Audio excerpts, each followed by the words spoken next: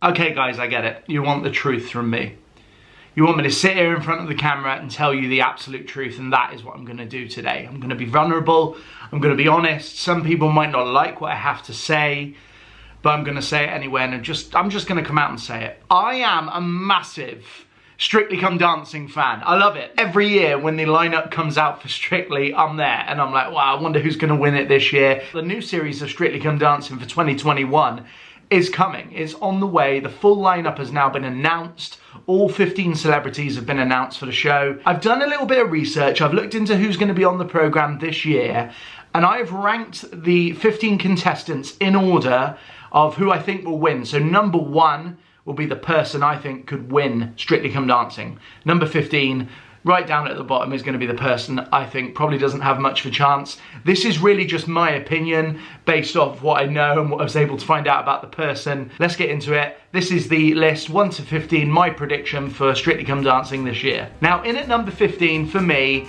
from Dragon's Den, least likely to win the show, in my opinion, at this stage, is Sarah Davies. Now, she's not somebody I knew a tremendous amount about. I stopped watching Dragon's Den a long time ago when it was still good, in my opinion. I don't think it's that good anymore, particularly. There's always somebody on Strictly every year who's like, they're getting paired with Anton. You know that they're going to end up being paired with Anton de Beck. But of course, Anton's not dancing this year. He is a judge.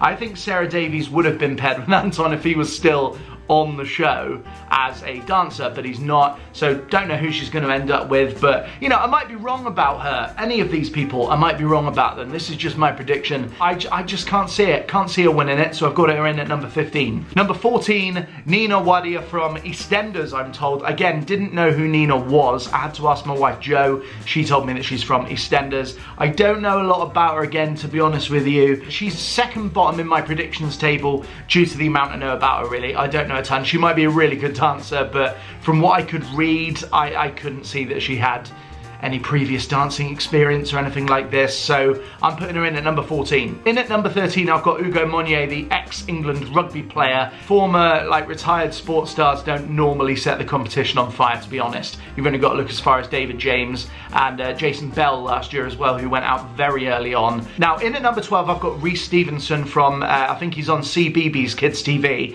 and that's kind of why I've got him so low in my rankings. Because my way of thinking is you need a fan base to vote for you every week. Anybody who would vote for him is probably too young to vote or doesn't watch Strictly, because it's going to be mostly children who know who he is. So I would imagine that he wouldn't quite have the public support to do any better than around week 3 or week 4 of Strictly. They had, a few years ago, Keeeeep. I think he finished 3rd or 2nd on Strictly back in, that was 2019, and he was an excellent dancer, and he came from CBeebies. So we might have another Keeeeep on our hands, who knows, but I'm putting him in low for now. I'm going to predict low, and hopefully he surprises us. In at number 11, I've got Judy Love, who I really like. She was actually on she was one of the panelists on the TV show This Is My House on BBC One. Me and Jo got weirdly into that programme. It was hosted by Stacey Dooley, but she was one of the panellists, along with Bill Bailey, who actually won Strictly last year. So she's on it this year. She's a lot of fun. She's really great, and I would hope that she would do really well. She's going to be a lot of fun. I think she'll have a lot of public support, and I'm really looking forward to watching her dance. Right, top 10. And in at number 10, Greg Wise, the actor. Now, I'm honestly not too sure about Greg Wise as a dancer, because I know him as an actor. Obviously, he's a very good actor. He's one of the big names, if you like, and he's been in some really big movies, big shows and stuff. My fear is that he's kind of been put on there in the hope from the producers that they would be able to get Emma Thompson to be in the studio audience most weeks, because obviously Greg Wise is married to Emma Thompson, but I know nothing about his dancing ability, which, you know, doesn't particularly scream champion. But then we would have said that about Bill Bailey as well. So maybe Greg Wise will surprise us, or maybe he's just in there as a bit of eye candy for the over 50s. Who knows? We'll find out. In at number 9, I've got AJ Doodoo, who I, again, don't know a lot about. I actually watched her be announced as one of the contestants on the One show.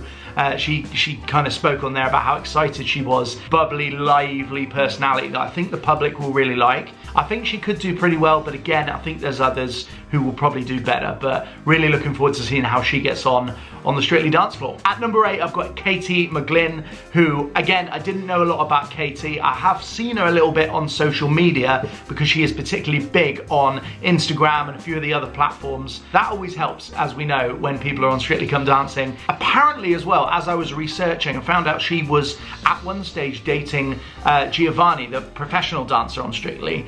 So if she gets paired with him, that could be interesting because there's obviously chemistry. You know, if they've dated previously, there's going to be a lot of chemistry there. Who knows, that might be something to look out for. Although she did refer to going on Strictly as learning a new skill. So, I don't know, I guess that doesn't speak very highly of her dancing ability, but I think, again, she seems very likable in her interviews and whatnot, so with her social media presence, who knows, she might surprise us, she might do really well. I've got her in at number 8, so let's see. In at number 7, I've got John Waite, who won Bake Off, I think, season 3 of Bake Off. I didn't see that series, I only got into Bake Off slightly more recently. But he was a Bake Off winner, and he will be dancing in a same-sex pairing on Strictly this year. I think the only one that they're going to have on this year's show, which may well mean that he gets a lot of support from particular communities as well. So we'll see how that pans out, but I've got him in at number 7. Now, in at number 6, I've got somebody that I'm really looking forward to seeing dance on a personal level because I've followed him for a long time. I'm a big football fan, and Dan Walker has been a host of Match of the Day, Football Focus, the Olympics, lots of sporting coverage. Really nice guy, really likeable guy, great presenter.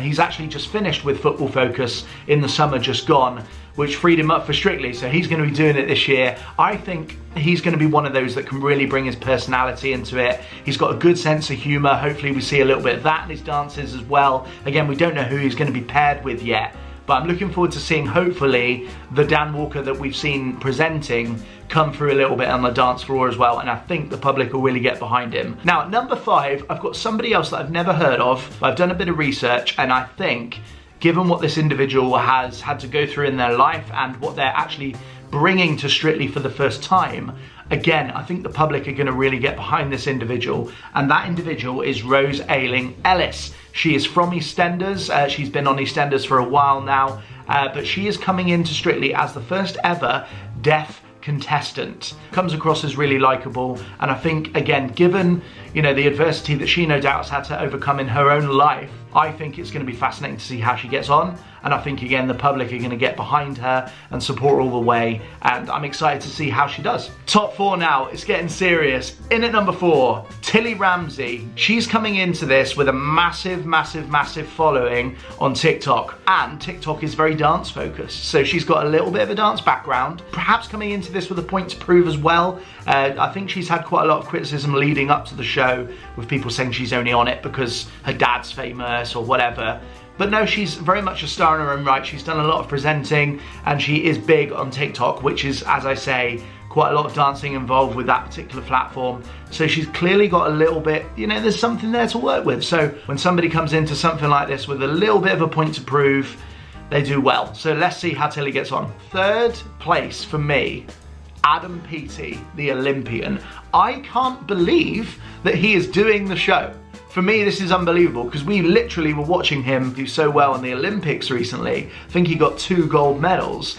And so for him to be on Strictly now, it just seems mad that he was doing that and now he's doing this. But, you know, he's not going to want to come into this for a laugh. He's going to want to come in to win it.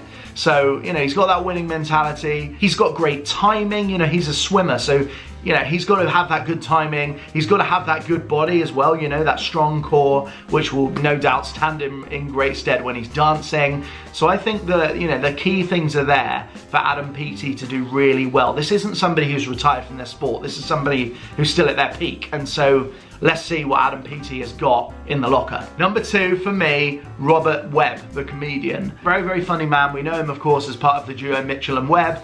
We know him as well from the TV show The Peep Show. He did very well in a comic relief flash dance contest, I think, that took part. I haven't seen it yet, but I'm told that he was really good and that he won it. I think it was back in, I've got it written here, 2009. Bit of a, you know, bit of dance heritage there. I don't know. You know, he did particularly well in that one, so perhaps he's got what it takes to pull it out of the bag again. A bit like Bill Bailey last year, you know, doing it for the comedians, and Chris Ramsey the year before. I think he came 4th. I feel like Robert Webb is going to be one to watch this year. I really, really do. There's only one left. You've guessed who it is. Tom Fletcher from McFly.